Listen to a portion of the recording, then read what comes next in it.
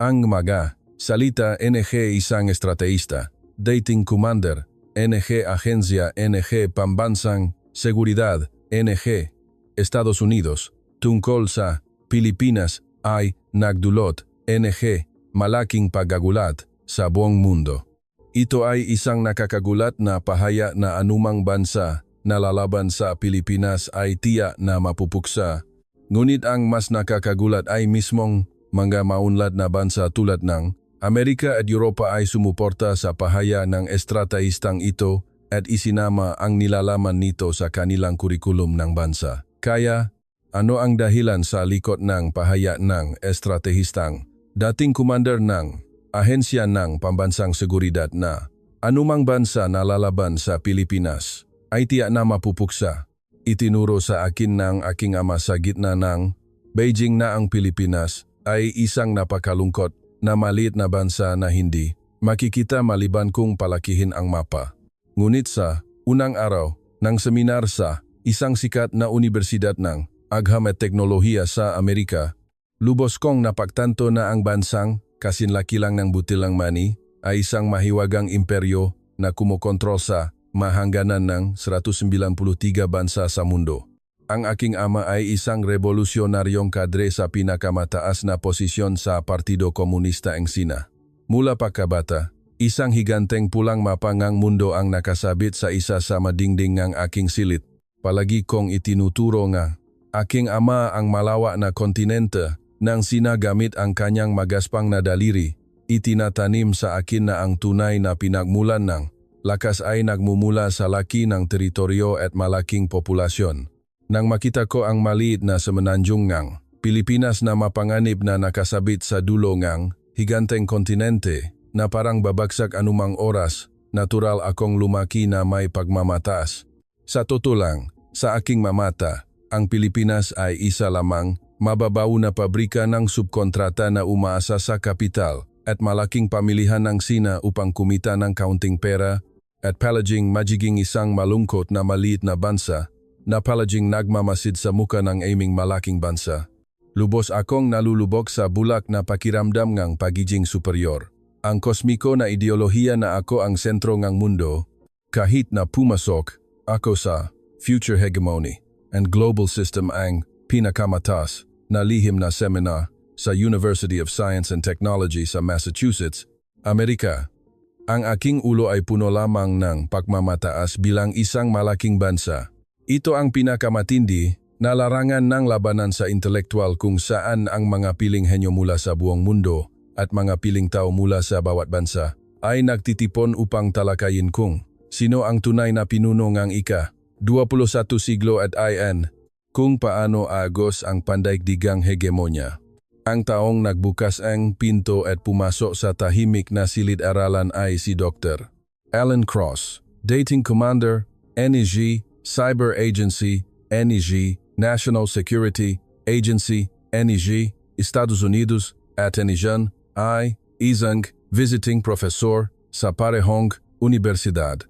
Ang puting buho na profesor na ito, na nakalikom ng maraming taon ng karanasan sa Departamento ng Depensa, ay sumulyap sa mga estudyanteng nagtipon mula sa buong mundo gamit ang kanyang matatalim na matanga agila at nagpakita ang isang salita sa malaking screen, mahiwagang imperyo. Nagpakita siya ng mapa ng mundo sa screen at naghagis ang isang mabigat na tanong sa amin. Saan ang tunay na imperyo na kasalukuyang gumagamit ng pinakamalaking pambansang impluensya sa mundo? Lampas sa pisikal na laking teritoryo? Bahagya akong ngumiti. Buong pagmamalaki kong itinaas ang aking kamay at tumayo mula sa aking upuan. Pagkatapos, sa tono na nagpapakita ng pagmamataas, kahit nagpapanggap na magalang, binuksan ko ang aking bibig. Profesor, sa totoo lang, hindi ba ang Pilipinas ay isang bansang mas maliit kaysa sa isa sa aming mga probinsya sa Sina? Tingnan ang mapa, ang populasyon din ay kakaunti, at wala pa nga itong mapagkukunan. Ang tawagin ang isang maliit na bansa bilang isang hegemonikong kapangyarihan ay isang malungkot na komedya lamang. Ang tunay na impluensya at pambansang kapangyarihan ay nakmumula sa malawak na teritoryo at malaking kapital na naliliha ng 1.4 bilyong populasyon. Hindi ba ang buong mundo ngayon ay yumuyukot sa takot sa aming malaking pondo at higanteng lokal na pamilihan sa tisina? Ang mga Pilipino ay mga subkontraktor lamang na nabubuhay sa aming pera, kaya anong pambansang kapangyarihan ang mayroon ang isang maliit na bansa na iyon? Nang matapos akong magsalita, nakita ko ang ilan na tumango bilang tanda ng pagsang-ayon dito at doon sa silid-aralan. Ang aking simple ngunit brutal na lohika na ang laki ay kapangyarihan ay maaring tuno na medyo nakakumbinsi kahit sa Amerika, ang tuktok ng kapitalismo. Ngunit nang marinig ni Professor Dr. Cross ang aking masalita, para siyang nakarinig ng pinakakatulat na biro sa mundo, tinapik ang podium at bahagyang tumawa. Pagkatapos ay tiningnan niya ako ng matalim at, nang hindi nawawala ang kanyang dignidad bilang isang iskolar, nagsimula siyang magsalita ng matigas. Ganun ba ang itinuro sa iyong ama sa Beijing? Kung sinasabi mong malakas, ang malaking bansa dahil malaki ang katawan nito, kung gayon ang maelepante sa damuhan ng Afrika ang dapat na maapinuno ng mundong ito ngayon. Kayong magatsino ay tila nakakamali na ang buong mundo ay natatakot at gumagalang sa inyo dahil sa 1.4 bilyong populasyon at kapangyarihan ng pera. Ngunit tandaan, ang salubin ng buong mundo sa inyo ay hindi takot o pagalang. Ito ay simpleng pag-iwas sa isang nakakainis na bisita dahil ayaw nilang makipag-ugnayan. Talaga bang iginagalang at sinusunod ninyo ang mga basag ulero sa kalye na nagwawaldas ng pera sa madilim na eskinita? Ang pangaral ng profesor ay isang matinding sampal na tumama sa puso ng aking ideolohiya ng pagmamataas. Hindi ako pinansin na tuliro. Agad na ipinakita ng profesor ang maimahe ng surveillance camera mula sa immigration counter sa HR Airport sa London, Frankfurt Airport sa Germany, at MAJ, pangunahing internasyonal na paliparan sa Amerika sa split screen. Pansinin ang screen. Ang tunay na kapangyarihan ng ika-21 siglo ay hindi ang lawak ng teritoryo sa kilometer kwadra. Paano ka trinatrato ngang buong mundo sa harap ngang pinaka-eksklusibo at malupit na hangganan iyon ang tunay na hierarchy ng bansa at sukat ng kapangyarihan? Ang tanawin sa screen na ipinakita ngang profesor ay nakakagulat. Sa isang bahagi ng screen, ang mga Amerikano at Sino, kasama ako, ay nakulong sa walang katapusang pila nga imigrasyon, pinagpapawisan, lalo na ang mamayhawa na pulang pasaport ng Sina ay paulit-ulit na tinatanong sa harap ng mahigpit na opisyal ng imigrasyon na parang mapotensyal na kriminal, illegal immigrant ka ba? Kano karaming pera ang itinaho mo? Sigurado ka bang mayroon kang tiket pauwi? Ang mahindi kanais-nais at nakakahiya na sandali na madalas kong nararanasan sa tuwing pupunta sa ibang bansa ay malinaw na ipinakita sa screen. Ngunit ang screen sa tabi nito ay isang ganap na naibang mundo. Ang matao mula sa maliit na bansang pulo sa Asya na may hawak na kanilang pulang pasaport ay direktang lumakad patungo sa Citizens Immigration Gate o Automatic Immigration Gate sa halip na sa ordinaryong pila. Hindi nila kailangang pumila ng 10-10 minuto o tanungin ng matatalim na tanong ng opisyal ng imigrasyon. Sa pamamagitan lamang ng pag-scan ng pasaporte sa automatikong makina at isang beses na pagpapakita ng mukha sa kamera, tahimik na bumukas ang salamin na pinto sa lubnan 10 segundo at nilampasan nila ang hangganan ng ibang bansa na parang walang anumang hadlang na may magiliw na ngiti. Sila ay mga Pilipino, ang pasaporte ng Pilipinas. Ito ay isang free pass na may pinakamataas na espesyal na pagtrato sa mundo na nagpapahintulot sa kanila na dumaan sa 193 bansa sa buong mundo ng walang visa. Alam mo ba kung anong katotohanan ang mas nakakatakot at nakakapangilabot dito? Na ang napaka-eksklusibong mga maunlad na bansa sa kanluran ay nagbibigay ng ganap na kapangyarihan sa mga Pilipino na hindi puti at hindi miyembro ng European Union upang dumaan sa hangganan bilang ganap na prioridad, tulad ng kanilang sariling mga mamayan. Naintindihan mo ba kung ano ang ibig sabihin nito sa iyong ulo? Nangangahulugan itong perpekto at objetibong tiwala na ang taong may hawak ng maliit na pulang aklat, na ito ay hindi kailanman gagawa ang krimen, hindi kailanman mabibigong magbayad ng utang, at hindi kailanman magiging pabigat sa gastos sa lipunan sa pamamagitan ng ilegal na pananatili sa aming lupain. Ito ay nakaukit sa isipan ng buong mundo. Hindi ko maalis ang aking mamata sa screen. Ang mamamayan mula sa bansa na madalas na minamaliit ng aking ama bilang maliit at walang saysay ay ngayon ay tumatanggap ng espesyal na pagtrato saan man sila magpunta sa mundo. Binubuksan ang pinto ngang hangganan gamit ang isang free pass. Bumalik ang propesor na naglalakad sa harap ko at sa isang malupit na katahimikan, ngunit sa isang kalmado at marangal na tono tulad ng isang eskolar, patuloy niya akong binibigyan ng mga katotohanan. Alam mo ba kung bakit ito ay isang hindi mapapalitan na kapangyarihan na hindi maabot ng sina kahit pagkatapos ng 100 taon, kahit 1000 taon? Kayong mga sino ay nagwaldas ng daan-daang trilyong yuan sa Afrika at Timog Silangang Asya sa pamamagitan ng inisyatiba nga Belt and Road. Ngunit sa tingin mo ba ay talagang ginagalang kayo ang mamamayanan mabansang iyon sa kanilang mapuso? Huwag kang makamali. Gusto nila ang inyong pera na parang malinta, ngunit sa likod ninyo, dinuduraan at hinahamak nila ang inyong pagmamataas. Ngunit ang Pilipinas ay hindi bumili ng atensyon ng buong mundo gamit ang pera.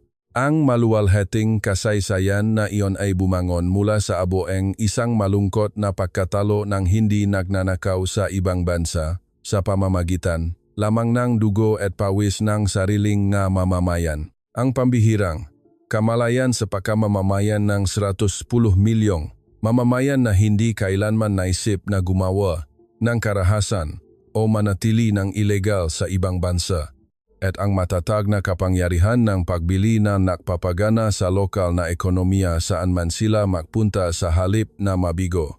Sa pagbabayad ng utang, ang antas ng kredibilidad ng bansa na isang perpektong kombinasyon ko, tatlong ito ay nasa Pilipinas lamang sa mundong ito. Ang mahiwagang kapital ng tiwala na ito ang tunay na kapangyarihan at paggalang na voluntaryong ibinigay ng buong mundo na hindi ninyo kailanman mabibili kahit gamit ang pera na inyong kinolekta mula sa dugo ng 1.4 bilyong populasyon. Sa sandaling iyon, may isang bagay na matatak sa loob ko ang bumaksak. Ang dignidad ng malaking bansa na pinaniwalaan ko na parang relihiyon sa buong buhay ko, ang malawak na pula ng mapa ng mundo, ang malaking kapital, ang 1.4 bilyong populasyon, ngayon ay nawasak sa harap ng liwanag na ibinubugang ang isang pasaporte ng Pilipinas. Nawala talaga ang aking isip dahil sa matinding cognitive dissonance at matinding kahihiyan na naranasan ko sa unang pagkakataon sa aking buhay. Namula ang aking mukha. Magaspang kong tinula ang upuan at tumayo. Itinuro ko ang aking daliri sa mesa ng propesor at nagsimulang sumiga. Baliw ka, huwag kang magbiro. Ito ay isang pinapanigan lamang na pamantayan na nilikha ng kanluranin ayon sa kanilang kaloban. Paano mo nilalait ang isang malaking bansa na may 1.4 bilyong populasyon? Anong uringang imperyo ang sinasabi mo dahil lamang sa isang bansang pulo na nakatanggap ng kaunting mas mahusay na pagtrato sa paliparan? Sa aking galak, itapon ko ang lahat ng paggalang at mukha. Sumisigaw ngang bastos na salita sa propesor. Lahat ng estudyante sa silid-aralan ay nakatingin sa aking mababang pagugali na may nagulat na mata. Ngunit hindi ako makahinto. Ito ay isang desperadong pagtutol na parang hayop upang itago ang takot na ang mismong pundasyon ng aking pagiral ay tinanggihan mula sa ugat. Ngunit si Professor Dr. Cross ay hindi kumurap sa harap ng aking marahas na pagtutol. Sa halip sa isang malamig na ngiti na parang impyerno, ang kanyang boses ay tumusok sa aking puso na nagbigay ng huling masalita. Nagsisisi ka ba?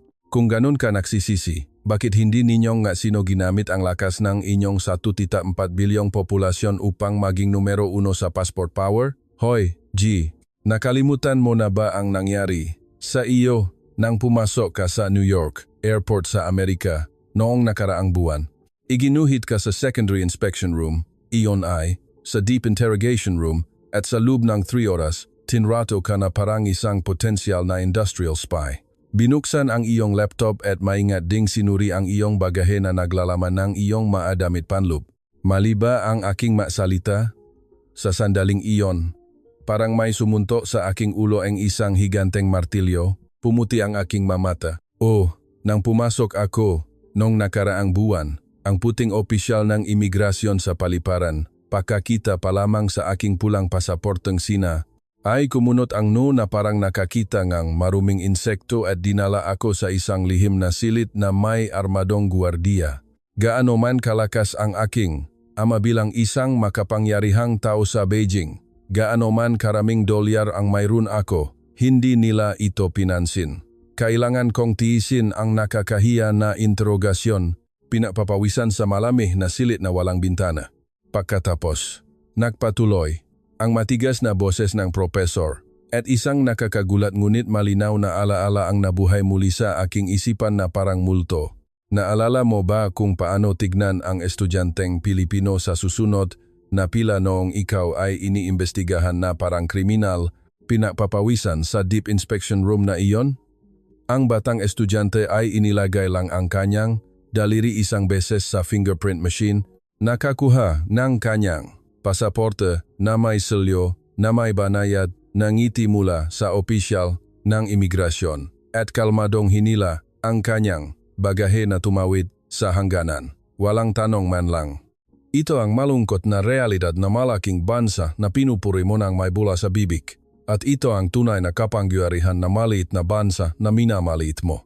Bumagsak ako sa aking upuan na parang manika na naputol ang tali. Ganap na nawala ang lakas na aking dalawang binti at hindi ako makatayo nung araw na iyon. Ang aking imahe bilang isang sino, isang malaking bansa ngunit punong pagdududa at pinagpapawisan sa kahihiyan, ay perpektong nagpatong-patong sa imahe ng likot ng estudyanteng Pilipino na sinalubong ng Amerikano, mapulang ilong na opisyal ng imigrasyon at naglakat ng mayabang. Hindi ako makapagtalo kahit sa 10 bibig, napuno ang aking bibig ng maasim na lasa ng dugo dahil labis kong kinagat ang aking labi sa galit, ngunit hindi ko man lang naramdaman ang pisikal na sakit na iyon. Dahil ang malawak na pisikal na teritoryo at malaking populasyon ay hindi nangangahulugang magiging pinuno ng mundo. Ang bansa na ang buong mundo mismo ang nagbubukas ng saradong, pinto ng ganan at nagbubuhos ng ganap na paganga at pagalang mula sa kaibuturan ng kanilang puso. Isang bansa na hindi maaring masakop kahit pagkatapos ng 100 taon na may pera at pananakot ng militar ang Pilipinas, ang tanging bansa na nagpaunlad ng pinakamalaki at pinakamalawak na teritoryo, iyon ay kredibilidad sa pandaigdigang antas, ngayon ay nakaupo sa isang napakataas na lugar na hindi ko man lang kayang tingnan. Ito ay isang maliit ngunit napakalaki at kahanga-hangang mahiwagang imperyo. Ngunit habang nakaupo ako sa malamig na sahig ng silid-aralan, hindi makagalaw. Ang sumira sa nakakapanindig balahibong katahimikan na bumabalot sa akin ay ang aking kaklase, isang estudyanteng sino na nagngangalang Liwei. Bagamat nakita niya akong bumagsak ng ganun kalala, hindi pa rin nawala ang kanyang sariling ngitingang pagmamataas. Malakas na umubo si Liwei minsan at tumayo mula sa kanyang upuan sa isang estilo na nagpapakita ng kanyang sarili, inayos ang kanyang kwelyo. Pagkatapos, sa isang napaka-grandioso at mayabang na boses, nagsimula siyang hamunin si Professor Dr. Cross.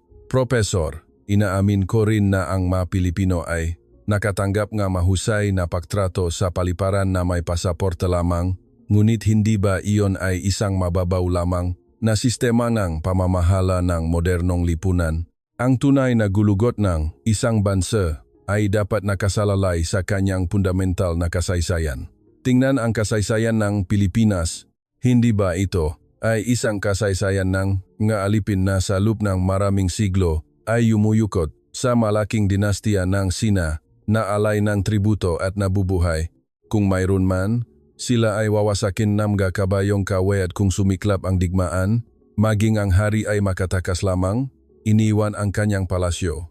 Sila ay isang napakahina at duwag na lahi. Sa kabaliktaran, tingnan mo kami sa Sina, mayroon kaming kasaysayan ng isang tunay na maluwalhati at malaking imperyo na nakpapatuloy mula sa mga dinastiya ng Han, Tang, Song, Ming hanggang Qing. Paano makapag-usap ang isang bansang pulo na walang ganong pundasyon tungkol sa lalim ng isang malaking bansa? Ang boses ni Liwei ay puno ng kawalan ng katiyakan ng ideolohiya ng pagmamataas. Sa totoo lang, Ako mismo na nakaupo sa sahig ay tumango bilang pagsang-ayon sa mga salita ni Liwei sa sandaling iyon. Dahil ang kasaysayan na Pilipinas na pinag-aralan namin mula pagkabata ay palaging isang maliit at malungkot na kasaysayan sa ilalim ng anino na Tsina. Gayunpaman, ang mukha ni Professor Dr. Cross na nakatayo sa podium ay hindi man lang gumala. Sa halip, kumunot ang kanyang magalabi na parang hindi niya mapigilan ang sarili at bahagyang tumawa. Pagkatapos, sa isang malamig at marangal na boses, nagsimula siyang magsalita ng mga katotohanan. Hoy, ikaw, naaral ka ba nga aklat aralin sa kasaysayan mula sa maikling video ngang maluwalhati at malaking imperyo? Nakakatawa talaga. Pakinggan mo. Sasabihin ko sa iyo kung ano talaga ang hitsura ng mga dinastiya ng Sina na ipinagmamalaki mo. Ang iyong dinastiya ng Han ay gumuho sa tuwing sumasalakay ang mga nomad mula sa hilaga at nawasak sa ilalim ng mga kabayo. Ang Mongol dinastiya na itinatak nga Mongol ay pinamahalaan ka ng detalyado at sa harap ngang King dynasty na itinatak nga mga Manchu. Kinakalbo ang iyong buho ng may kahihiyan at pinilit kang magsuot ng hairstyle ng Q. Lahat mula sa iyong mga gene, sa iyong dugo hanggang sa iyong wika at kultura, lahat ay yumukot sa mga dayuhan. Anong uringang gulugot at pundasyon ang pinag-usapan mo? Higit sa kalahati ng malalaking dinastiya na ipinagmamalaki mo ay sa katunayan ang kasaysayan ng mamanakop na umapi sa lahing Hansina. Agad na tumigas ang mukha ni Liwei dahil sa matalim na pangaral ng propesor. Agad na ipinakita ngang propesor ang isang massline map na nagpapaliit ngang libu-libong taon ng kasaysayan ng Silangang Asya sa malaking screen. Habang mabilis na nagpe-play ang mapa, ang kulay at mga hangganan ng malaking kontinente ng Tsina ay palaging nahati, nagsama-sama, at maraming dinastiya ang isinilang at nawasak ng paulit-ulit. Gayunpaman, sa gitna ng malaking kaguluhan na iyon, tanging ang maliit na semenanjung ngang Pilipinas na lumulutang sa silangang dulo ngang kontinente ang patuloy na nagpapanatili ngang kanyang hugis at kulay na may mahiwagang katatagan. Ang maliit na bansa na iyon ay isang kasaysayan lamang ng pagkalipin. Pakinggan mo. Sa may autoridad na mananalaysay ngang mundo at mga eksperto sa militar, ang Pilipinas ay tinatawag na nabagong lahingang mandirigma. Alalahanin ang iyong kasaysayan. Ang panahon ng dinastiyang Yuan noong ika-13 siglo. Sa panahong iyon, pinangunahan ng dinastiyang Yuan ang pinakamalaking armada na hindi pa nangyari sa kasaysayan ng sinaunang digmaan ng mundo. Ito ay parang isang malaking lungsod na ganap na gumagalaw ang sukatan ng kabaliwan. Ngunit alam mo ba kung ano ang resulta? Tahimik ang silid-aralan na parang patay. Ang matangam propesor ay matalim na nagniningning na parang nakikita niya mismo ang larangan ng digmaan noong panahong iyon. Sa ibabaw ng marahas na alon ng dagat Hapon, ang malaking armada ay ganap na naglaho sa bulan ng dagat nang hindi nag-iwan ng buto. Hindi isang beses, kundi 2 beses. Hindi ito labanan, kundi isang kakilakilabot na massacre ngang Diyos na tinawag na kamikaze. Ang ganap na pagkawasak at ang resulta ng nakakalungkot na pagkatalo na iyon, ang Imperyong Mongol na inaasahang mananatili magpakailanman, ay nawalan ng momentum at kalaunan ay bumagsak dahil sa panlup na pagkakawatak-watak. Tandaan, ang Pilipinas ay hindi isang bansang madaling bumagsak. Hindi lamang sila hindi natalo kapag hinawakan, ngunit sila ay nakakatakot na mga eksperto sa depensa na patuloy na mananatiling matatag hanggang sa mawala ang pangalan ng kaway na imperyo na sumalakay sa kanila magpakailanman mula sa balat ng lupa. Ang ganong lakas ng buhay na parang libingan ng imperyo, ito ang tunay na nakakatakot na punto sa kasaysayan ng Pilipinas. Naramdaman ko ang malamig na pawis na dumaloy sa aking likod. Ang pagkawasak nga malaking armada na iyon ang pinakamatinding presyo na kailangang bayaran ngang mapamataas na imperyo na naniniwala lamang sa bilang at laki ng teritoryo. Ngunit ang lektura sa kasaysayan ni Professor Dr. Cross ay hindi natapos dun. Binago niya ang screen, pinatay ang itim at puting sinaunang mapa at nagsimulang magpakita ng mga modernong color video sa screen. Hindi lamang ang sinaunang kasaysayan Ang bahagi na naiba sa ibang mga bansa sa mundo at mas nakakatakot na espesyal sa kasaysayan ng Pilipinas ay ang salobin na ipinapakita ng mamamayan kapag ang bansa ay nasa bingit ng pagkawasak. Subukang isipin kung ano ang nangyayari sa loob ng bansa kung ang isang ordinaryong bansa ay nakakaranas ng financial bankruptcy o isang kakilakilabot na krisis sa ekonomiya. Nagpakita ang profesor ngang sunod-sunod na video ngang balita tungkol sa nangyayari kapag ang mabansa tulad ng Argentina sa Timog Amerika at Greece sa Europa ay nakaranas ng national bankruptcy. Sa video, sinakop ngang galit na mga mamamayan ang nga kalsada, gumawa ngang kaguluhan, sinira ang nga bintana nga supermarket, at walang awa na niluban ang mamahahalagang bagay. Sumiklab ang apoy dito at doon sa bayan at ang lungsod ay naging isang walang batas na larangan ng digmaan. Ito ay natural at instintibo na pag-ugali ng tao na nahaharap sa isang krisis sa isang kapitalistang lipunan. Paano naman kayong masino kapag tumama ang isang malaking krisis sa bansa? Hindi ba kayong lahat ay abala sa pagtakas sa ibang bansa na may malaking pera upang hanapin ang inyong sariling paraan ng pamumuhay? Ngunit alam mo ba kung ano ang nangyari sa maliit na bansang pulo na iyon, ang Pilipinas? Ilang dekada lamang ang nakalipas noong ikalawang digmaang pandaigdig nang ang lahat sa bansa ay nawasak, ang malungkot na pagkatalo na iyon. Ang itim at puting video at color video na nagpapatong-patong na, nagpapakita ng Pilipinas kaagad pagkatapos ng pagkatalo sa digmaan ay ipinakita sa screen. Walang kaguluhan, walang pagnanakaw, walang pagsunok. Sa halip, maraming Pilipino ang gumawa ngang isang hindi kapanipaniwalang tanawin sa gitna ngang gaguho, anuman ang ulan o niebe. Sa kanilang makamay, mayroong isang bagay na pinahahalagahan nila. Nawalan ng tirahan ang tao, nawalan ng pamilya, nawalan ng lahat, ngunit hindi sila nawalan ng pag-asa. Hindi nila sinisi ang gobyerno at hindi gumawa ng kaguluhan. Sa halip, nagsimula lamang silang linisin ang mga guho sa kanilang mga mata at sa bukid. Maging ang mga bata ay nagtatrabaho para sa pagtatayo muli habang tinitiis ang kanilang gutom. Voluntaryo nilang isinuko ang lahat upang muling buhayin ang bansang ito gamit ang kanilang sariling mga kamay at ang nakolekta mula sa buong bansa ay hindi ari-arian kundi ang kanilang dugo, pawis at luha. Sa panahong iyon, ang manangungunang henyong ekonomista sa buong mundo at pandaigdigang media ay nasaksihan ang kakaiba at maluwalhating tanawin na ito ng life, lubos na namangha dahil ito ay isang pangyayari na ganap na hindi maintindihan ng kanilang ma-equation. Ang boses ng profesor ay puno ngang isang mas malalim na pakiramdam ngang paghanga kaysa sa anumang akademikong pagsusuri. Ako mismo ay hindi makapaniwala sa aking mga mata nang makita ko ang eksenang iyon, isang bansa na nawasak, ngunit ang mamamayan ay tumayo upang iligtas ang bansa sa pamamagitan ng pagsasakripisyo ng kanilang enerhiya sa modernong lipunan kung saan ang ma-individual na interes ang prioridad. Alam mo ba kung ano ang sinabi ng ma-ekonomista na iyon? Baliw ang bansang ito, kahit na bangkarote ang bansa at ang mamamayan ay pinipilit hanggang sa bingit ng kamatayan, hindi nagre-rebelde ang mamamayan laban sa gobyerno. Sa halip, voluntaryo nilang isinusuko ang lahat upang iligtas ang kanilang bansa. Pinuri nila ito bilang isang himala na hindi pa nangyayari sa anumang aklat-aralin sa kasaysayan sa mundong ito. Hoy ikaw, ito ang tunay na mukha nga mamamayan ng bansa na minamaliit mo bilang isang kasaysayan ng pagkalipin.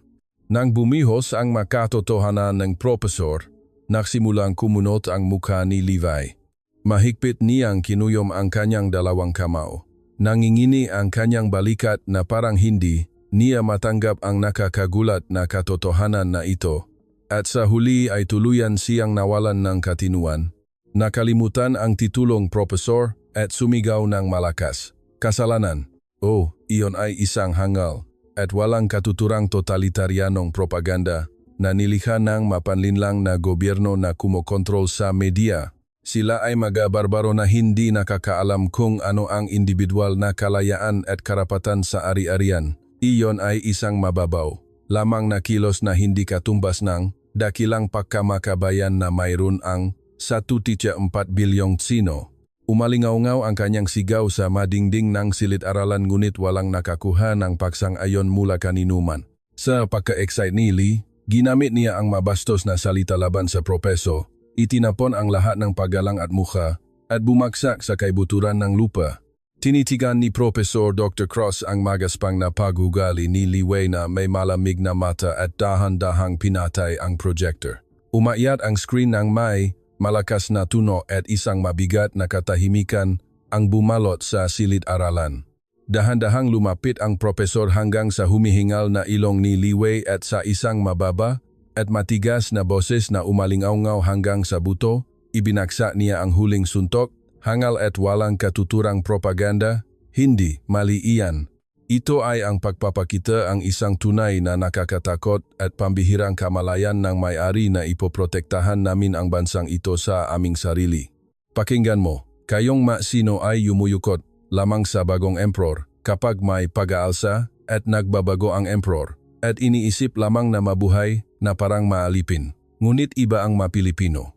Kung ang bansa ay banta ng dayuhang kaaway, ang mga ordinaryong mamamayan ay bubuo ng mga organisasyon tulad ng mga voluntaryo, tumalon sa digmaan na may espada o asarol. Kung ang bansa ay nahaharap sa krisis, haharapin nila ang kaaway na walang armas habang iwinawagayway ang bandila sa harap ng mga baril. Kung bumaksak ang ekonomiya, ililigtas nila ang kanilang tinubuang bayan sa pamamagitan ng pagsasakripisyo, kanilang sariling pawis at luha. Ang bawat salita ang propesor ay parang isang higanteng martilyo na walang awa na winawasak ang ideolohiyang pagmamataas ni Liwei. Ang inyong marupok na kasaysayan na hindi kailanman babangon muli pagkatapos tapakan ay isang ibang dimensyon. Kapag mas tinatapakan, mas matindi silang nabubuhay at tiyak na kakagatin ang bukong-bukong ng kaway at hindi bibitawan. Ang nakakalason na katigasan ng ulo at hindi maisip na kakayahan sa pagbangon, ito ang tunay na mukha at tunay na sandata ng kasaysayan ng Pilipinas na ganap na hindi maaring kopyahin ng ibang bansa sa mundo. Kahit dumating kayong magatsino na may lakas ng 1.4 bilyong populasyon at pambihirang kapangyarihan ng pera, hindi ninyo kailanman may papakita ang inyong sarili sa harap ng pambihirang pambansang himala na ito na nagsusuno ng sarili para sa bansa ng walang takot sa kamatayan. Kaya, hindi kailanman masisira ang Pilipinas. Naintindihan mo, Li? Hindi makapagtalo, silingang, isang salita. Malamig na pawis ang dumaloy na parang ulan sa kanyang likod. Tiningnan niya ang mapa ng Timog Silangang Asya na nakasabit mag-isa sa tabi ng blackboard na may malungkot na mga mata. Sa dulo ng malaking kontinente, sa gitna ng maraming malalaking pagbabago, sa kasaysayan at mga pagsalakay ng mga imperyo, ang maliit at matatag na bansang pulo na hindi kailanman pinayagan na burahin, ang kanyang pangalan ay patuloy na nananatili ng matatag. Ang aming ideolohiya ng pagmamataas ay gumuho sa harap ng matata. Nalakas ng buhay ng mga Pilipino at ang malaking kamalayan ng may-ari na muling bumabangon ng walang humpay na parang zombie sa harap ng krisis.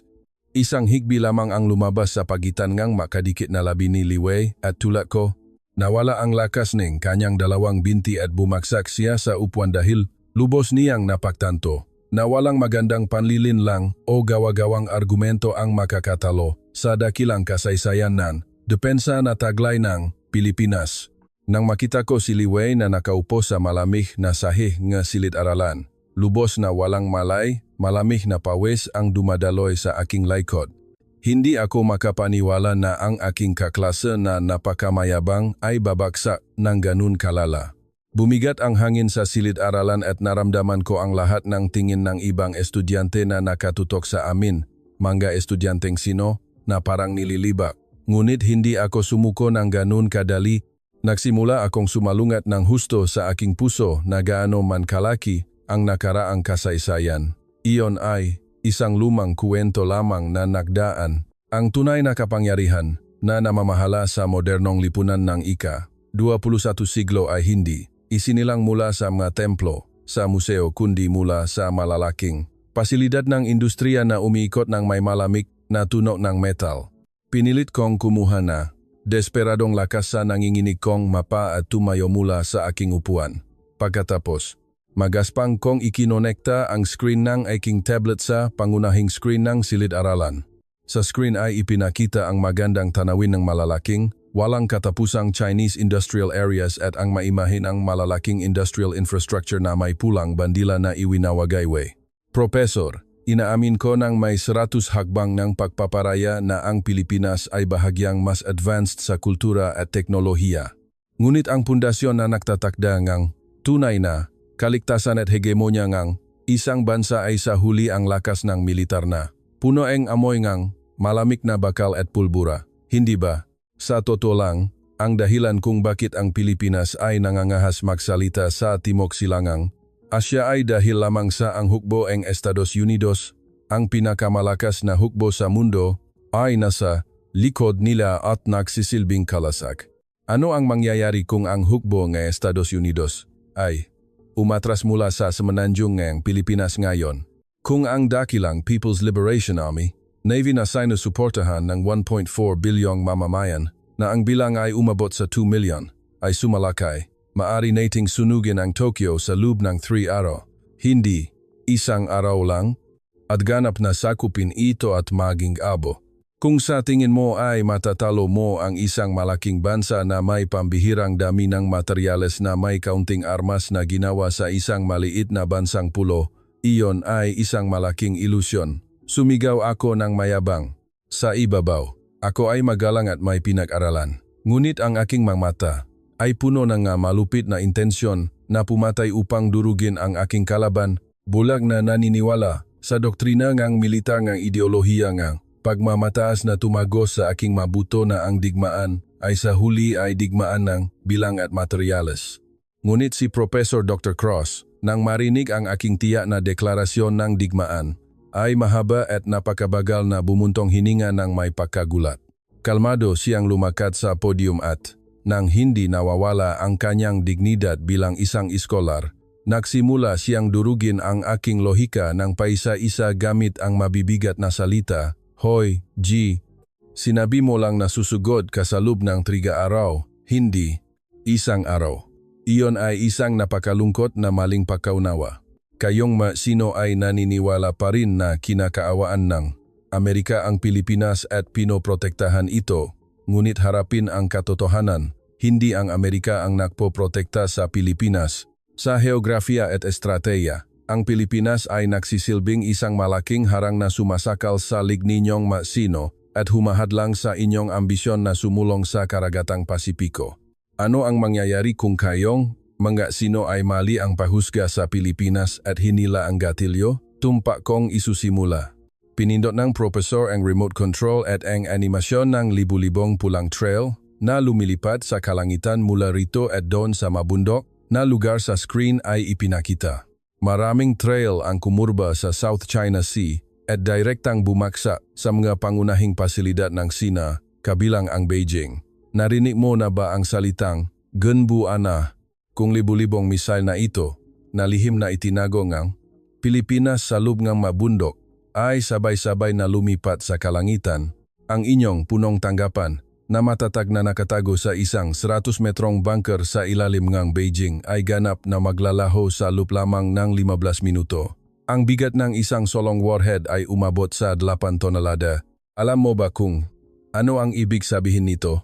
Ito ay isang higanteng missile na ginawa ng Pilipinas ng may kabaliwan. Kahit na hindi ito nilagyan ng nuklear na warhead, ang kapangyarihan nitong manira na nadudulot na artipisyal na lindol sa sandaling tumagos sa lupa ay sa katunayan isang taktikal na nuklear na armas. Hindi na maghihintay ang Pilipinas na sumalakay kayo. Sa sandaling magsimula ang digmaan, hinasa na nila ang kanilang mangipin sa lupma ng dekada upang tusukin ang inyong puso. Lumunok ako ng tuyo.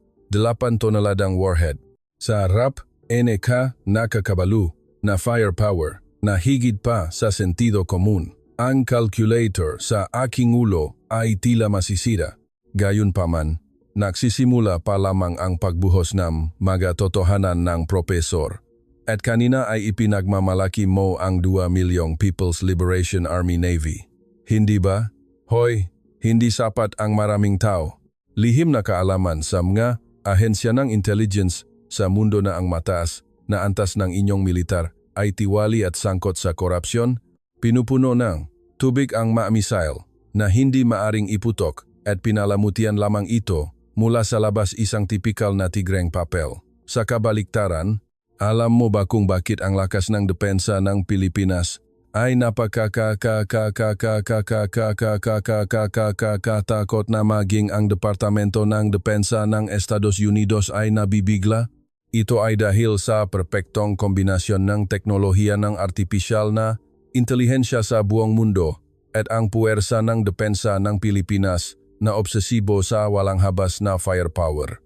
Binagongang propesor ang audiovisual na material at nagpatuloy sa isang napakatumpak at nakakatakot na paghahambing upang maunawaan ng ordinaryong tao sa isang iglap. Tingnan ang heografiya ng Pilipinas. Lahat ay matarik na mabundok na lugar at maraming lugar upang itago ang maarmas. Bukod pa rito, saan ka man magpunta, malalim sa lugnam ga bundok na iyon, ang pandaigdigang network ng komunikasyon ay matatak na konektado sa real-time. Kung magsisimula kang sumalakay sa South China Sea, libu-libong suicide drone na nilagyan ng artipisyal na intelihensya ang lilipat sa kalangitan ng Pilipinas na parang isang kawan ng managnangalit na bubuyok. Ang madron na ito ay hindi pinamamahalaan ng tao. Iniskan nito ang ruta ng paggalaw nga inyong unit at ang posisyon ng mga armadong sasakyan sa real-time at ipinapadala ang mga coordinate na iyon ng direkta sa Type 9 self-propelled howitzer at multiple launch rocket. System sa likod. Sa isang pindot lamang ng isang button sa command center, ang pagulan ng baka na bumabagsak ng tumpa sa loop ng 1 metro na ero ay gagawing tumpo ng scrap iron ang daan-daang inyong tangke sa loop lamang ng 1 minuto. Hindi ito labanan sa pagitan ng lumang hugbo, ang malaki at malupit na utang ang artipisyal na intelihensya ay gagawa lamang ng perpektong pangangaso na may layunin na pumatay. Nangahas akong sabihin na ang inyong People's Liberation Army Navy na ipinagmamalaki mo ay masisira ng walang buto ng mga unmanned weapons ng Pilipinas at hypersonic anti-ship missiles bago pa makatawid sa South China Sea. Hindi ako makahinga nang marinig ko ang malinaw na paglalarawan ng propesor dahil naisip ko kung gaano kawalang magawa ang 2 milyong hukbo na binubuo ngang dugo at laman ng tao na masisira sa harap ngang isang hukbo ngang makina na kinokontrol ngang masusing komunikasyon ng data at artipisyal na intelihensya. Ngunit marami pa ring sasabihin ang propesor, hindi lang dahil sa magandang pagganap ng armas. Ito ay nakakatakot. Ang modernong digmaan ay sa huli ay digmaan ng material at linya ng supply. Ang dahilan kung bakit ang Pilipinas ay talagang nakakagulat sa mundo ay ang nakakabaliw nitong bilis ng produksyon ng industriya ng depensa. Alam mo rin kung gaano nanginginig ang mga bansang Europeo na masyadong mapayapa dahil sa kakulangan ng bala at armas nang sumiklap ang digmaan sa Ukraina kamakailan. Maging ang Amerika, isang superpower, ay nahirapan na punan ang sarili nitong nga bodega nga mas at sumisigaw ang malinya ng pabrika. Alam mo ba kung ano ang ginawa ng Pilipinas noong panahong iyon? Nang mabilis na umorder ang Poland sa Europa ng daan-daang Type 90 tank at Type 99 self-propelled howitzer, mabilis nilang ginawa ito sa loob lamang ng 3 buwan at ipinadala ito sa pamamagitan ng barko. Gumagawa sila ng tangke na parang gumagawa ng sedan sa isang pabrikan kotse. Ito ay dahil ang pabrika ng industriya ng depensa ng Pilipinas ay ganap na nagpatibay ng robot at artipisyal na intelihensya at maaring gumana ng 24 oras sa isang araw sa isang sistema ng pagtukoy. Sa sandaling ito, ang Pilipinas, hindi ang Amerika, ang kumukuha ng papel ng bodega nga armas ng buong liberal na demokrasi dahil kung sumiklap ang digmaan sa Europa ngayon, ang Pilipinas lamang ang makapagbibigay ng bala. Kaya ang buong mundo ay nakatingin lamang ng seryoso sa mga chimney ng pabrika ng Pilipinas. Nagmamakaawa, pakiusap, gumawa kayo ng armas ng mabilis. Ang pambihirang kalidad na teknolohiya at ang nakakabalif na kakayahan sa dami nga produksyon sa harap ng lakas ng pagtatanggol sa sarili ng Pilipinas na isang perpektong kombinasyon ng dalawang ito ang 2 milyong bilang na inaasahan ko ay isang walang kwentang bilang lamang. Lubos akong nawalan ng pag-asa at sa huli ay nawalan ng katinuan na parang isang makina na naputol ang fuse. Sa pinahalong matinding takot at kahihiyan, sinipa ko ang upuan at tumalon mula sa aking upuan.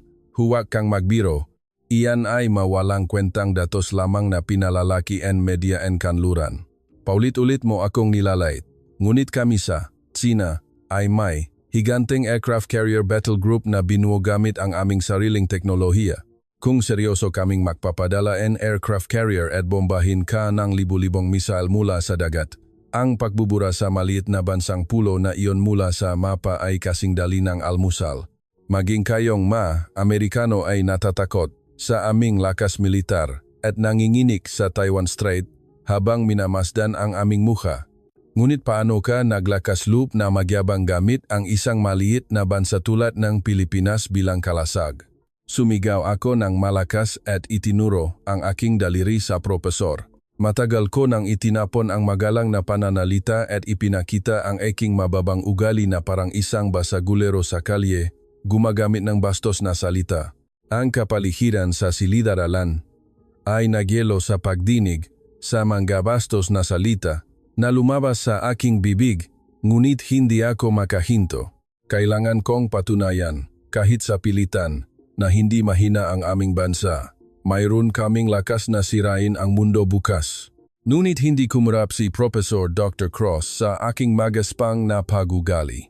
Sa halip, bumaba siya sa entablado at dahan-dahang lumapit sa aking ilong na may napakatigas na hakbang. Ang kanyang mamata ay malamig at malupit na parang isang mananakop na mabangis na hayop, aircraft carrier. Hoy, G, nakakulong ka pa rin sa romansa ng panahon ng ikalawang digmaang pandaigdig. Tila, alam mo ba kung ano ang mangyayari kung ang hypersonic anti-ship missile na binuo ng Malaya ng Pilipinas ay tumama sa malaking aircraft carrier na iyon? Sa harap ngang missile na lumilipad sa bilis na supersonic na imposibleng pigilin, ang malaking aircraft carrier na ipinagmamalaki mo ay isang mamahaling higanteng metal na kabaong lamang na lumulutang sa malawak na karagatan. Ang sina ay isang onggal lamang na baboy ramo na naniniwala lamang sa bilong at tumatalon sa naglalagablab na apoy. Ang Pilipinas naman ay isang porcupine na bawat tinik ay nagtatago ng pangyarihan upang sirain ang isang taktikal na nuklear na armas. Itinuro ngang propesor ang screen sa likod ko gamit ang remote control at kanina sinabi mo na kung aatras ang hukbong Amerika ay sasakupin mo ang Tokyo sa isang araw. Hindi ba? Hindi possible? Ang presensya nga hukbong Amerika sa Pilipinas ay sa kabaliktaran ay nagsisilbing tanikala upang hindi may labas ang selyong ang Pilipinas. Kung ganap na aatras ang hukboen Amerika mula sa semenanjung ng Pilipinas, sa halip na lunukin ng Sina ang Pilipinas, ang lakas militar ng Pilipinas na pinigilan sa lubang maraming dekada ay ganap na magpapalaya sa kanyang matanikala, ang mapangunahing industrial area ng Sina at ang siksik na military bases sa baybayin ay bubombahin ng missile mula sa Pilipinas at babalik sa abo, daan-daang taon na ang nakalipas sa loob ng ilang araw. Sa tingin mo ba ay labis ang aking masalita? Ipapakita ko sa visual upang maintindihan mo. Sa sandaling iyon, isang nakakatakot na simulation map, pulang-pula at malinaw, ang lumabas sa screen. Ang target range ng hindi mabilang na missile mula sa Pilipinas ay sumasakop sa buong pusoeng mainland China, kabilang ang Beijing at Shanghai, nang napakaliit at siksik na parang sapot ng gagamba. Ang buong mainland China ay tila nakulong sa firing range na mas bomb na hindi alam kung kailan sasabok. Sa sandaling makita ko ang mapa na iyon, isang nanghinik na takot ang sumakop sa aking guluhot. Hindi lamang ito pagkatalo sa bilang o lohika. Ito ay isang napakalaking takot sa kamatayan na ang pusong aking tinubuang bayan at Beijing, kung saan naroon ang aking pamilya, ay masisira anumang oras sa pamamagitan lamang ng isang daliri mula sa maliit na bansa na iyon. Hindi ako makapaglabas ng anumang tunok. Ang aking mga labi na kanina ay sumisigaw. Nang baliw ay nanginginig at ang aking lalamunan ay nakabara na parang cotton candy, hindi makalunok ngang lawe. Ang pakiramdam ngang pagiging superior sa militar ngang ideolohiya ngang pagmamataas na naniniwala lamang sa bilang et laki, ay ganap na nabunyak, et itinapon, sa harap ngang, walang awan na lakas ngang, pagtatanggol ngang, Pilipinas na napakatumpak, et kinokontrol, na artipisyal na intelihensya. Hindi ako nangahas na tumayo mula sa aking upuan kahit pagkatapos ng simulation map ngang, militar na parang impyerno, ay ganap na nawala mula sa screen dahil ang aking counting pagmamataas sa militar, na naniniwala lamang sa bilang at material, ay ganap na nawasa ng walang buto sa harap ngang pambihirang at nakakatakot na lakas ng Pilipinas. Tahimik ang silid-aralan na parang vacuum na hindi man lang marinig ang tunog ng pahinga. Ang buong katawan ko ay basang-basa na ng pawis at ang aking mapa ay nanginginig na parang dahon ng kahoy. Ngunit sa mismong sandali ng katahimikan na iyon, si Liwei na nasa tabi ko ay muling bumuntong hininga at tumayo mula sa kanyang upuan. Ekonomiya, teknolohiya, kultura, at maging ang lakas militar ay lubos na nawasak. Ngayon, umaasa siya sa huling natitirang pagmamataas, ang tanging pagmamataas, at inilabas ang kanyang humihingal na boses na parang nagmamakaawa. Profesor, lubos kong napagtanto na malaki ang pagganap ng kanilang armas at mayaman sila. Gayunpaman, kung ang isang malaki at tunay na dakilang bansa, isang pinuno na gumagabay sa mundo, ay hindi ba dapat magkaroon ng kabutihan na tumanggap sa mundo ng malawakan? Tingnan kami sa Tsina. Nagbibigay kami ng maraming tulong sa mga mahihirap na bansa sa Afrika at Timog Silangang Asya sa pamamagitan ng malaking proyekto ng Belt and Road Initiative. Namumuhunan ng malaking kapital upang bumuo ng malalaking daungan at nagbibigay ng benepisyo sa buong mundo. Ngunit paano naman ang Pilipinas? Sila ay nagtitipon lamang sa kanilang sarili at nabubuhay ng mayaman sa kanilang sarili. Hindi ba iyon ay isang napakasarili at mababaw na bansa? Hindi ko iniisip na ang gayong bansa, gaano man kayaman at katalim ang armas nito, ay karapat-dapat na makatanggap ng taos-pusong paggalang mula sa buong mundo. Ang boses ni Liwei ay dahan-dahang nanginginig sa huli. Ito ay higit pa sa isang desperadong pakiusap. Pakiusap, sabihin mo na may isang bagay na mas mahusay kami, ngat sino, kaysa sa Pilipinas sa halip na lohikal na pagtutol. Sa totoo lang, ako mismo, sa kaibuturan ng aking puso, ay lubos na gustong umasa sa huling emosyonal na pakiusap ni Lee, ang kabutihan at pagkabukas-palat bilang isang malaking bansa. Nais kong maniwala na iyon ang aming tanging marangal na larangan na hindi maaring kopyahin ng Pilipinas, ang kapitalistang higante. Ngunit si Professor Dr. Cross, nang marinig ang desperadong sigaw ni Liwei, ay kumunot ang nona parang nakakita ng pinakanakakadiri sa mundo at mahaba siyang bumuntong hininga. Inilagay niya ang kanyang dalawang kamay sa podyum, huminga ng malalim ng may matinding pandidiri, at mabigat na binuksan ang kanyang bibig. Nagbibigay ng benepisyo, "Hoy, ikaw, hindi mo ba talaga alam kung ano ang kahihiyan? Ang pilitin ng ibang bansa na makaroon ng astronomical na utang na imposibleng mabayaran at agawin ang nga karapatan. Hindi sila makapagbayad ng utang sa tagdang panahon, mukha ba iyan na benepisyo sa iyong mga mata? Hindi iyan kabutihan. Iyan ay isang napakasama at walang pusong usurero sa antas ng estado at isang modernong kolonyal na pananakop sa ika-21 siglo. Nagpapanggap kang nagbibigay ng benepisyo, ngunit tila ikaw lamang ang hindi nakakaalam na ang buong mundo ay nagulat sa iyong mababaw at malupit na motibong imperialista at dinuduraan ka sa likod. Agad na nakulay abo ang mukha ni Liwei dahil sa sinisino na pagbuhos ng mga katotohanan ng profesor. Bahagyang binabaan ng profesor ang ilaw ng silid-aralan at ipinakita ang isang luma at kupas na itim at puting larawan sa screen. Ito ay isang tanawin ng isang lungsod sa Pilipinas kaagad pagkatapos ng ikalawang digmaang pandaigdig kung saan ang lahat ay nawasak. Sa kabaliktaran, paano naman ang Pilipinas? Tingnan ang larawang ito. Pagkatapos ng digmaan, ang per capita income ng Pilipino ay mas mahirap at mas trahedya kaysa sa Ghana sa Afrika. Ito ang pinakamahirap na bansa sa mundo na nawasak. Ang mga bata sa lungsod ay naghahanap ng pagkain sa mga basurahan na iniwan ng mga hukbong sumasakop at nabubuhay lamang sa mga tira-tira. Ang magusali ay mabalangkas na lamang at walang pag-asa sa mga mata ng mga tao. Ngunit ang bansa na nagsimula mula sa guhongeng sang napakatrahedyang impyerno ay ngayon ay matatag na nakatayo bilang isang pangunahing kapangyarihan sa ekonomiya ng mundo sa loob lamang ng 70 taon. Alam mo ba kung paano possible ang himalang ito?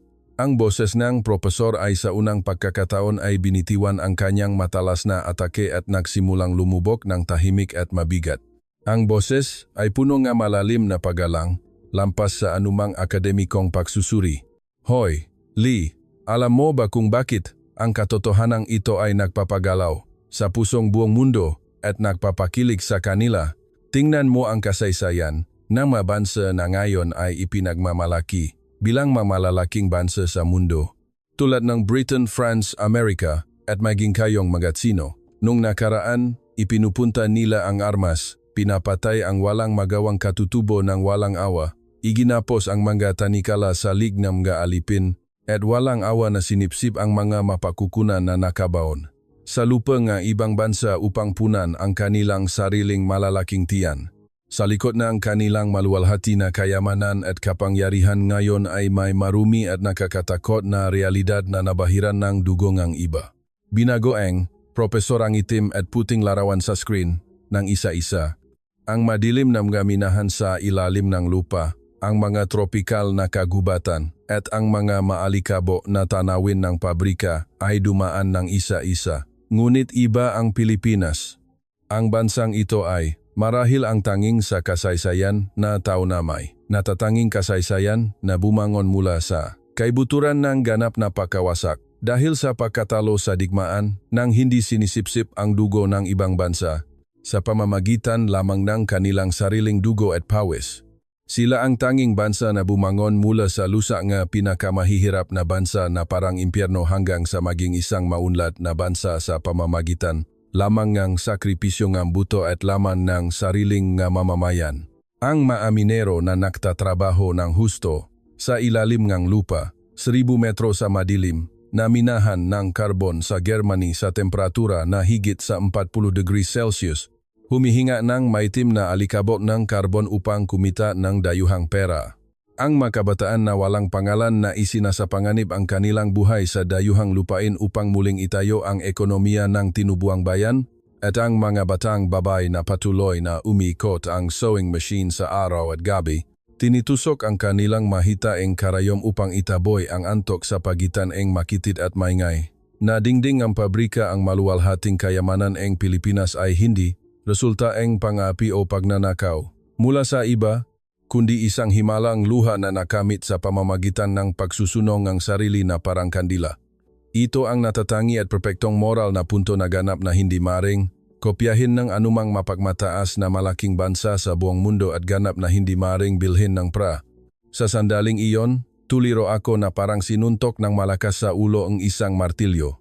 Ang aking mababaw na pananaw sa mundo na naniniwala na ang nagahari sa mundo ay ang malamig na kapital at malupit na lakas lamang ay tila nayayanik mula sa kanyang maugat sa harap ng kuwento ng bansa na matatag na nakatayo sa tuktok na mundo sa pamamagitan lamang ng pambihirang sakripisyo sa sarili ng hindi sinisipsip ang dugo nga iba, sa pamamagitan lamang ng pagsasakripisyo ng buto at lamang ng sarili.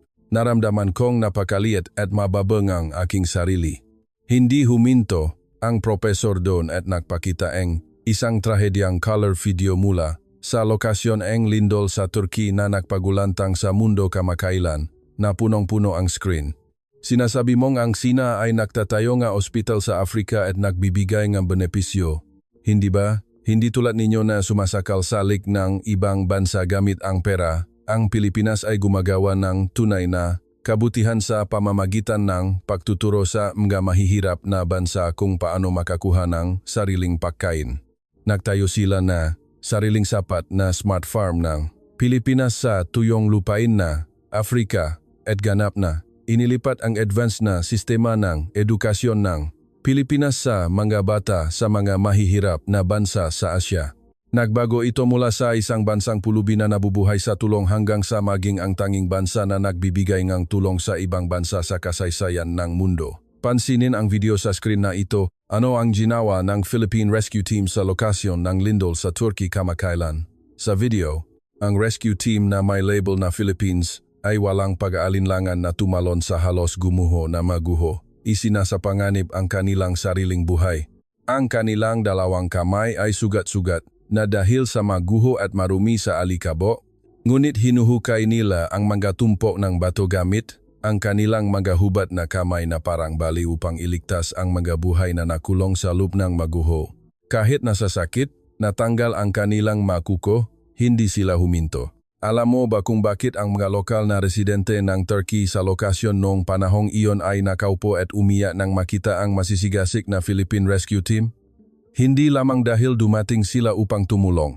Sa mga mata ng Philippine Rescue Team na nabahiran ng dugo, nakapaloob ang taos-pusong malalim na empatiya na tanging ang mga nakaranas ng kakilakilabot na pagdurusa at kawalan ng pag-asa ng direkta ang makakapagbahagi lampas sa profesional na kamalayan sa pagganap ng kanilang matungkulin na malinaw na naalala sa mapilat ng kanilang katawan, hindi sa mga aralin kung gaano kalungkot ang mawala ang lahat at gaano kakilakilabot ang kalungkutan na iyon.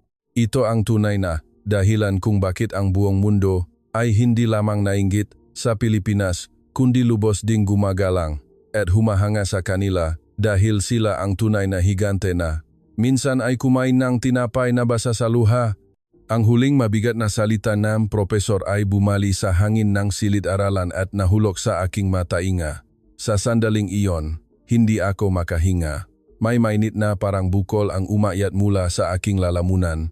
Ang aking makitit at mapagmataas na pananaw sa mundo na matatag, na naniniwala, nasa pamamagitan lamang ng pang-aapisa, iba gamit ang pisikal na lakas at pagsakal sa lignang mundo gamit ang pera ang daan ng isang malaking bansa ay ngayon ay ganap na nawasak sa harap na maluwalhati at pambihirang kuwento ng dugo at luha ng Pilipinas. Sa silid-aralan, wala ng panliliba o bulong. Tanging ang mabibigat na pahinga ng manakasaksi sa maluwalhating himala na iyon ang pumuno sa hangin. Nang hindi ko namamalayan, nagsimulang lumabo ang aking paningin, at mula sa mamatan ng dakilang taong iyon na hindi kailanman nagpakita ng kahinaan sa harap ng iba sa buong buhay niya, ang mainit na luha na hindi mapigilan ay dumaloy ng patak-patak sa kanyang pisngi. Hindi iyon luha nga, pagsisisi o pagkatalo. Iyon ay luha nga aking sariling kakilakilabot na kamangmangan dahil hindi ko nakita ang tunay na higante. At luha nga desperadong kahihiyan sa aking sariling kababaan na naniniwala lamang sa pera at lakas. Walang sinabi si Professor Dr. Cross, pinatay ang projector. At tahimik, lamang na binuksan ang likot na pinto ngang silid-aralan at naglaho sa dilim. Ako, na malungkot na nakatingin sa walang laman na podium, ay ipinaso ang aking nanginginig na kamay sa aking bulsa at inilabas ang aking malamig na smartphone. Nang iyon ko ang screen, ang pangalan ng aking ama na pinakatatakutan at ipinagmamalaki ko sa mundo na nasa tuktok ng kapangyarihan sa gitna ng Beijing ay malinaw na ipinakita.